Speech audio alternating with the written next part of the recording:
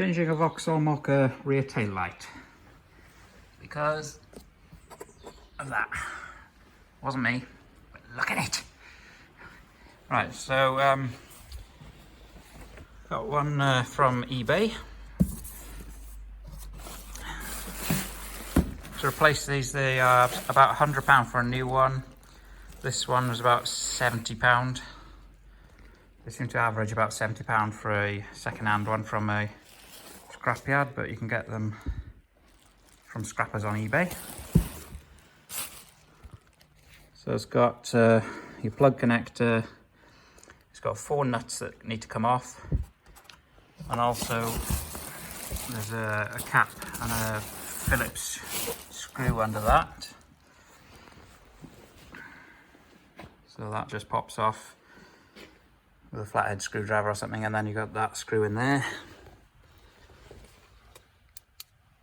Got the 2 panels to pull off inside. That one comes out of there, just pulls out, and then the this is the cover that goes on the outside. So if you look inside there, you can see the nuts have already loosened a couple of them. So there's 4 of these in here, and I think just for fun they've just put one recessed right in.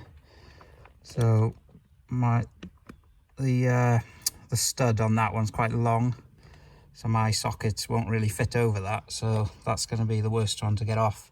So if you change the light cluster, first thing to do is try and get the worst accessible nut off. So I think they've just done that just to be awkward, haven't they? And there's one just out of view. That's up there, it's not too bad.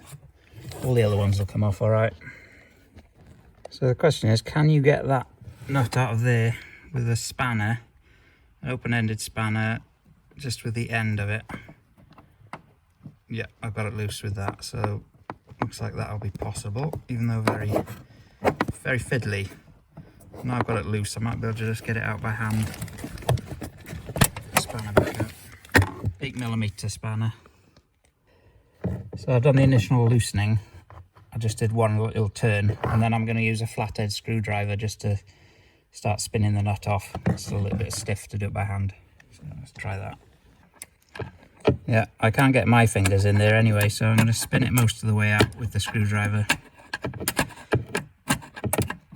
just because I haven't got a long reach socket that will fit in there, but I improvise and get it done.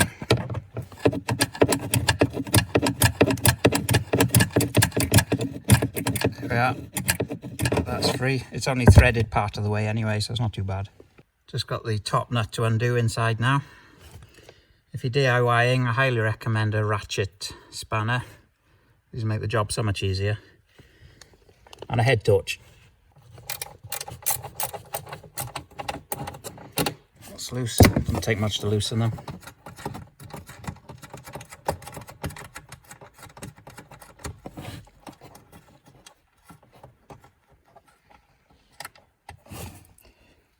Off.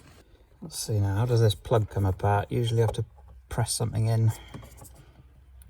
Hope it comes off anyway.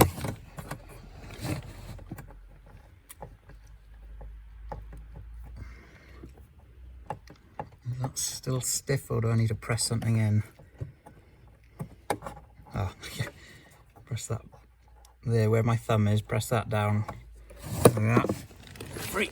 Tell I'm not a mechanic, but we'll get it done. So if I undo this screw on the outside, I'm guessing it should just pull out.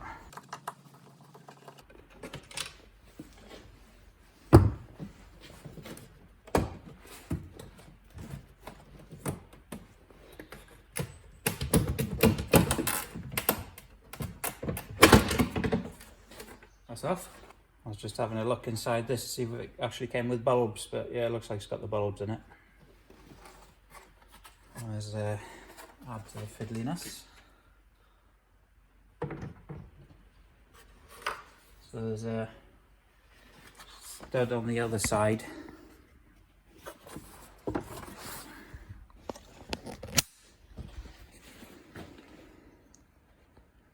this black bit here that you have to slide that in to locate it. Might give this a bit of a wipe out before putting the new one in. Right, so that's a little bit cleaner to fit the new one back in. Apparently there's this parking bay in work that's not quite a rectangle shape up by a wall and is reversed into a rail. So I get reminded of things I've broken, so I better remind my wife about this one now and again. So we'll make something good out of the bad situation and give you a tutorial on how to put a new light on.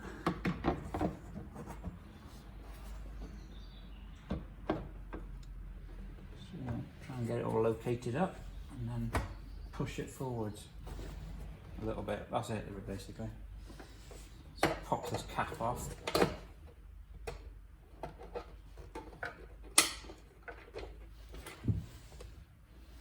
It didn't come with any nuts or the screws, so you need to use all your original fixings.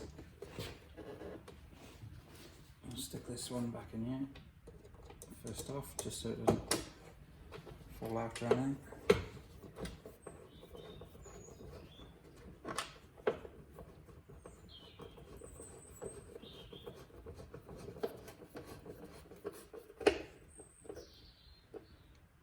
Alright, they're held in place. Put the cap back on, and then just put the other fixings inside back on next. So it's basically a reverse order, just put the 4 nuts back on. You don't have to put the plug on first. I'll put that on last just so I've got a bit more room. I put the car in the shed and my wife says, "Oh, I bet he's going to get the tripod out now and make a video." Oh yeah, might as well. Hand tighten the nuts as much as possible before you bother getting the spanner out. It'll just make it quicker. I'm going to fit this fiddly one in on the longer stud now. So I'll just push it in on the stud. I've got very light there. And I'm going to have to, again, spin it on with a flathead screwdriver and then try and get the last bit of tightening done with the end of the open 8mm spanner. Right, I'll put my camera away to do that bit. Now I've pushed it down to the last bit of thread using the screwdriver, so just I need to shove this in and give it a bit of a turn just to tighten it up a bit.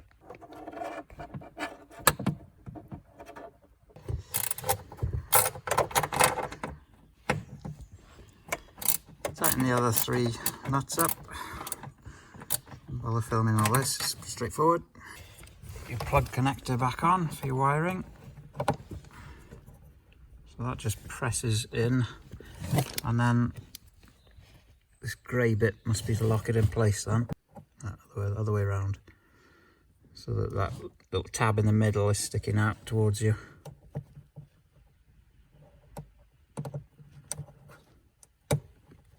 Right, job done. All I got to do is put the cover panels back on, so they just push into place basically. And don't forget, before you throw away your old light cluster, there's probably at least a couple of working bulbs left in there, depending on how hard you've bashed it. So it's worth taking the bulbs out with spares then. Okay, thanks for watching. Hope that's helped. If you want to change your Mokka rear light cluster. Right, that's my thumbnail. I'll keep my wife sweet. I'm going to borrow a car to go clay shooting tomorrow as well.